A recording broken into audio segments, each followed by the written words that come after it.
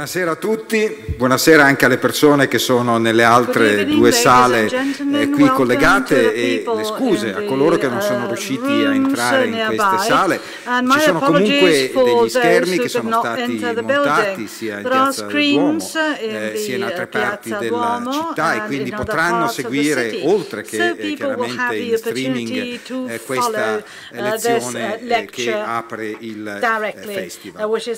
Devo dire che nella lezione di Amartya Sen, the lecture by Amartya Sen, which we heard 1 week ago, the one which inaugurated the festival, which will also continue in these 3 days in Trento and a Rovereto. Amartya Sen stressed that grossa parte del pensiero economico ha in qualche modo trascurato il nesso tra mercati e libertà, soprattutto la libertà intesa non soltanto come libertà nominale di scelta, ma libertà effettiva.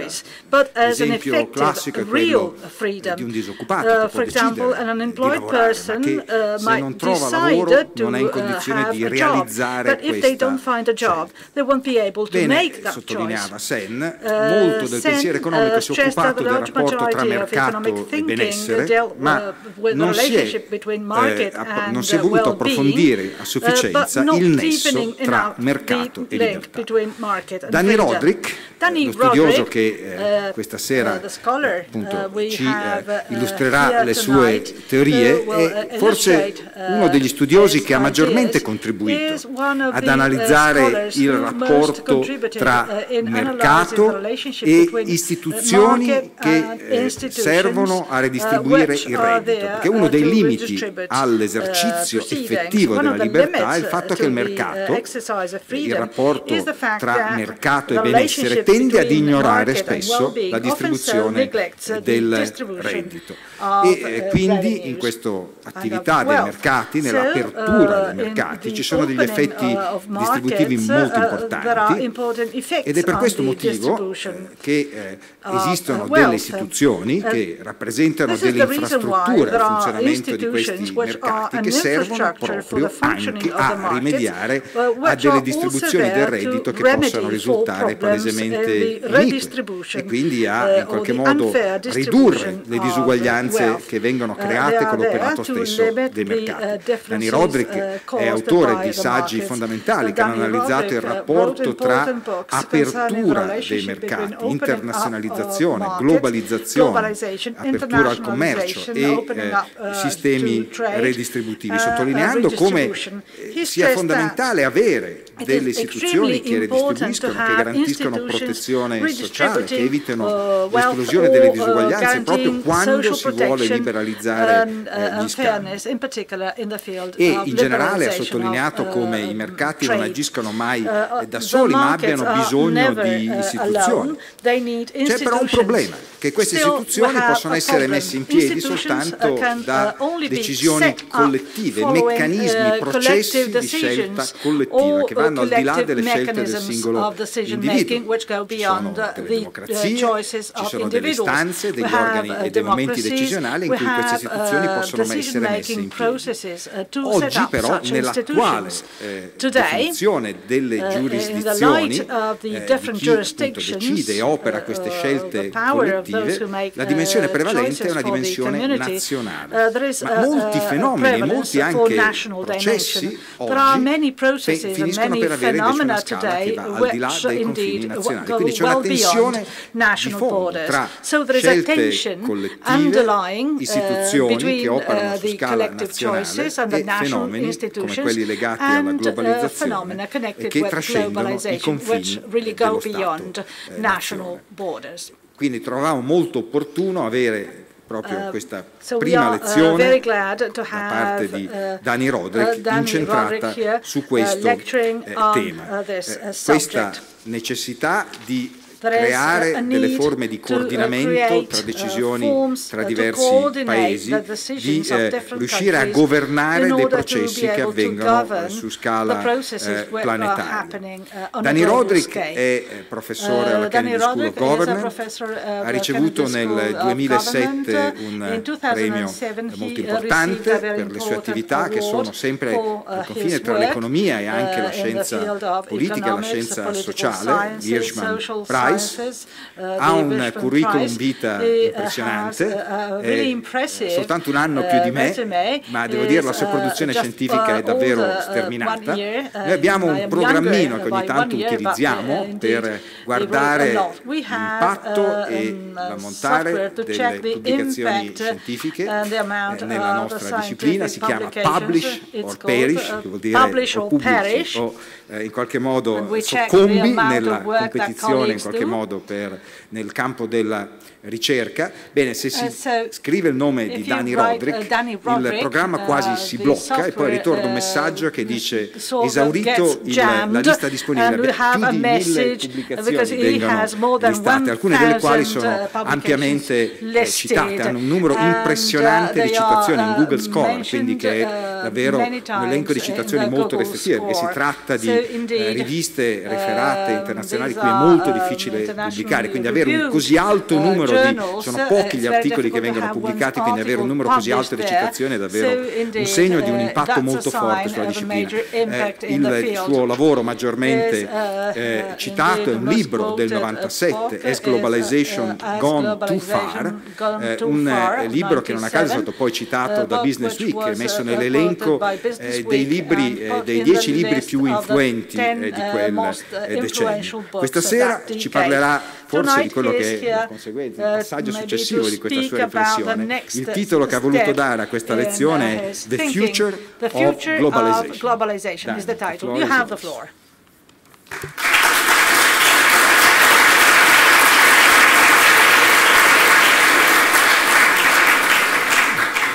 Thank you very much, Tito, for that very gracious introduction, for your invitation. It's wonderful to be in this great town, in this beautiful hall, talking about some of the most burning problems of our day. I will try to give you an overview of some of the ideas in my new book, which has just been translated into Italian, has been in the bookstores, I guess, in Italy for now about a week or so, and try to relate some of these issues to both how we think about the crisis in which the European Union finds itself in, and what it says about the future of globalization. Of course, my title, The Future of Globalization, is a teaser. I have no idea about the future of globalization, and maybe I should stop here and give those of you who want to leave at this point the chance to do so. But in any case, anytime an economist talks to you and promises to tell you something about what the future will look like, that is a good time to leave the room. We have an absolutely terrible record. I think it was John Kenneth Galbraith that said that economic forecasters exist to give astrologers a good name, and I'm not sure in light of the last few years whether in fact it may not be the other way around. I'm known as a critic of globalization, but what I'm going to try to do here is not suggest that globalization is a bad thing, not going to suggest that we should resist globalization. I'm going to try to suggest that globalization and capitalism, which is very closely allied to it, is a set of institutions that is in fact quite malleable, quite variable, and it is in our hands hands to construct a different narrative, a new set of understandings, a new conception about what globalization ought to be and what an appropriate form of capitalism for the present century would look like. And it's towards the creation of this new narrative, this new storyline about what globalization ought to be, is towards that I want to present a few ideas. But first, let me go a little back to suggest how we got here, and in particular, how our ideas about capitalism, market systems, globalization has evolved over time, just to give you a sense that of what I mean when I say that capitalism is something that is highly malleable, highly flexible. We've had several versions, and I'll give you a very capsule summary of our changing conceptions of capitalism.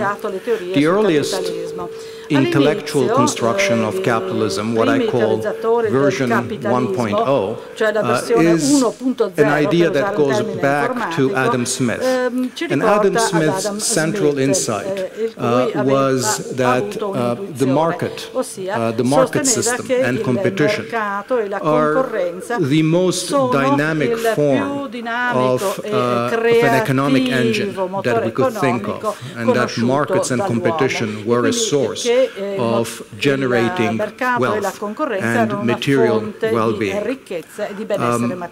And the simple and to this day textbook renditions of the way that a market economy or a capitalist market economy works presumed that a market economy really requires a very minimal state, a very minimal set of governance arrangements for the market.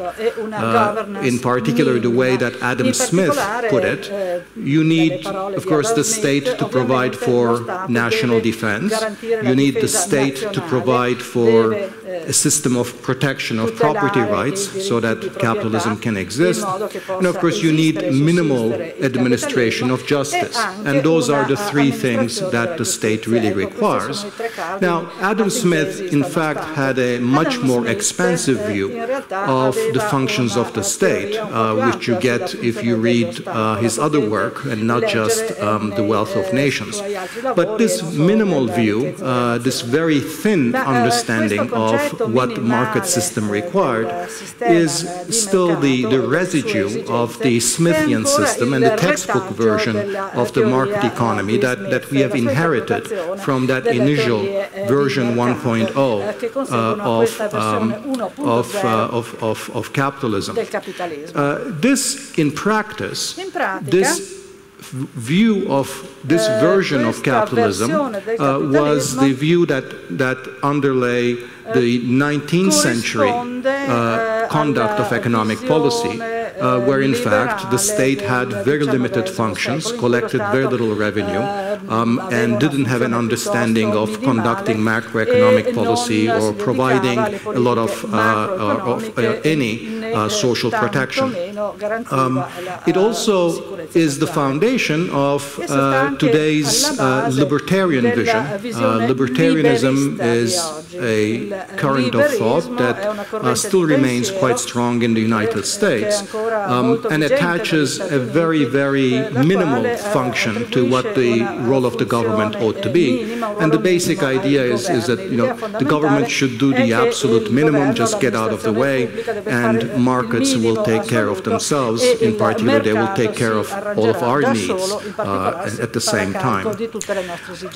This is a version, this early version of capitalism was eventually succeeded by a more elaborate version, what I call version 2.0. The central insight of this version focused on the limitations of markets and what in fact markets required in order to perform all the advertised benefits. And this was based on an understanding that markets need a whole range of additional non-market institutions and non-market mechanisms of governance in order to work well, in order to become sustainable, in order to be viewed legitimized.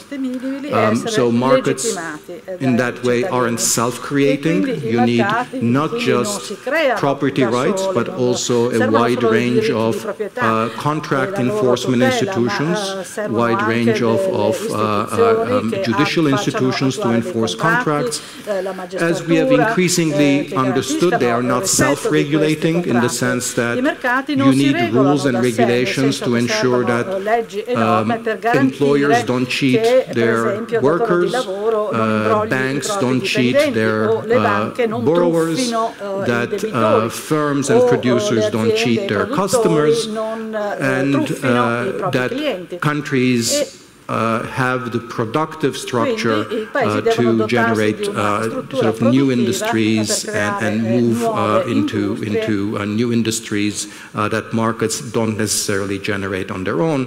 So you need a whole set of regulatory institutions. And as far as Keynes has taught us, markets are also not self-stabilizing. They need monetary and fiscal institutions to ensure that they generate adequate levels of employment, that the business cycle is moderated, and ultimately markets aren't self-legitimizing because the economic outcomes that they generate may not always be consistent with the values, the norms, the customs of a broader social and political community.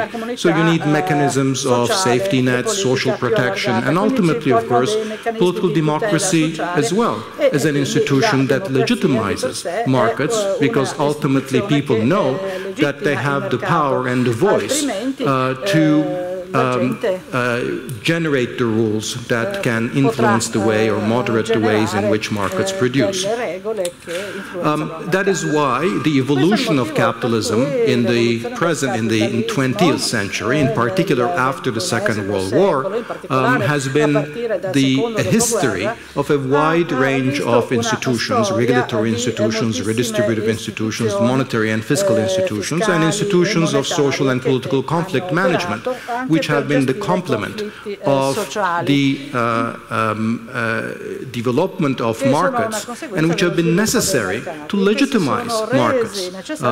And essentially one way of understanding how is it that the socialist revolution, the communist revolution never came to pass is that capitalism reinvented itself in this version 2.0.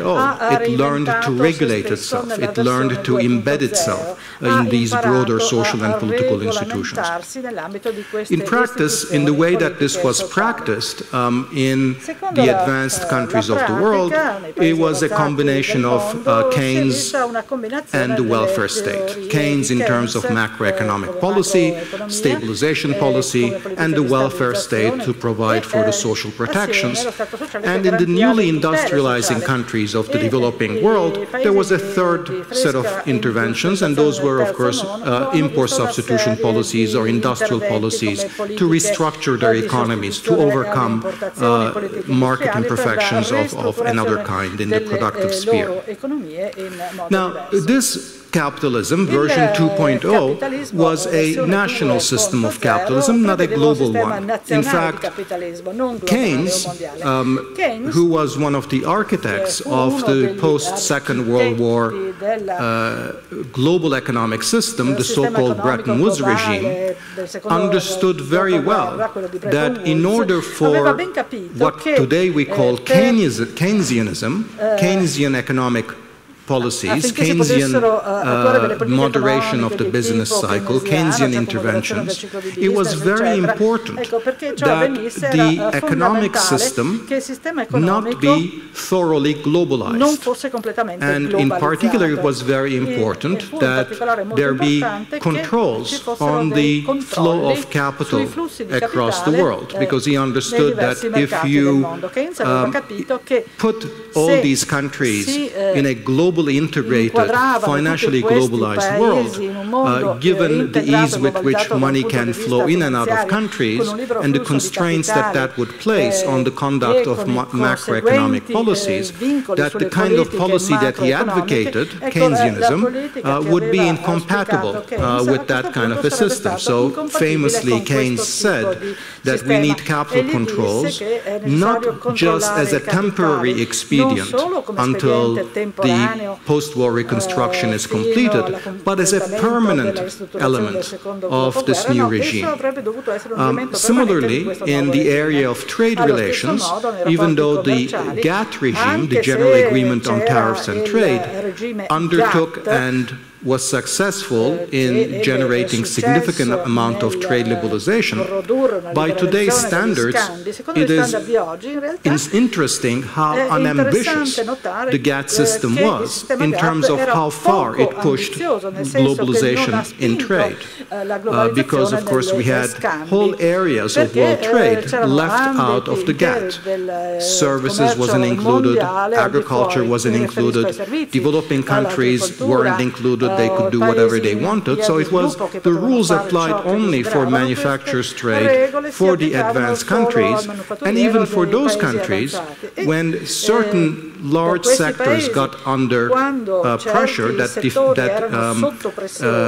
conflicted with prevailing social and political bargains, those sectors were taken out of the rules, such as textiles and clothing, being the most famous example in the context of the so-called multi-fiber arrangement. So this system, the capitalism version 2.0, was a national system of capitalism. It existed within a very thin regime of global rules. And that left, by purpose, because that was the whole idea of the Bretton Woods regime, left significant room for maneuver, for domestic policymakers, policy space, an idea that I'll come back to later. Now, for various reasons, the post-war Bretton Woods compromise evaporated. It was partly because, as the regime was successful, some of the main lessons were forgotten, and improvements in communication and other technologies sort of furthered a capital mobility. So part of it was increased capital mobility, part of it was a new way of thinking about the relationship between markets and society, something that developed during the 1980s, something that is sometimes called neoliberalism or market fundamentalism, that basically threw away the older understanding and started to push for what I call in this book hyper-globalization, which is sort of an attempt to attain this textbook understanding of economic globalization, where there is no difference between domestic markets and international markets, that national borders make no difference whatsoever. And this push for hyper-globalization was an attempt to basically do away with any regulations that imposed costs on trade and financial integration at the border. So these were not just measures at the border like tariffs or restrictions on flows of capital across borders, but also any kind of domestic regulations in different areas that might be viewed as increasing the cost of doing business internationally and therefore became a potential target.